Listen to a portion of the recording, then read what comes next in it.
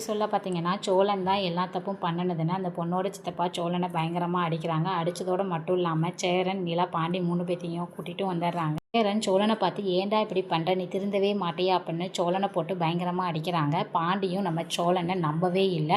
நிலா சோழனை தனியாக கூட்டிகிட்டு போய் என்ன நடந்ததுன்னு விசாரிக்கிறாங்க. நம்ம சோழன் நிலா கிட்ட நடந்தது எல்லாத்தையுமே சொல்கிறாங்க. இல்லை எந்த தப்பு இல்லைன்னு நிலா சொல்லும்போது அதுக்கு ஆதாரம் என்னன்னு அந்த பொண்ணோட சித்தப்பா கேட்குறாங்க.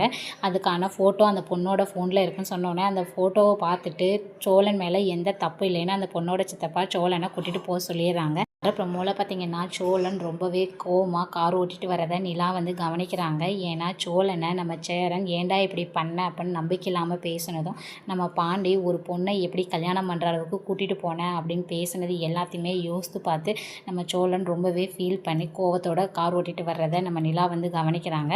நிலா சோழனை எப்படி சமாதானப்படுத்துவாங்கன்னா அடுத்த ஒரு எபிசோட ஃபுல்லாக பார்த்து தெரிஞ்சுக்கலாம்.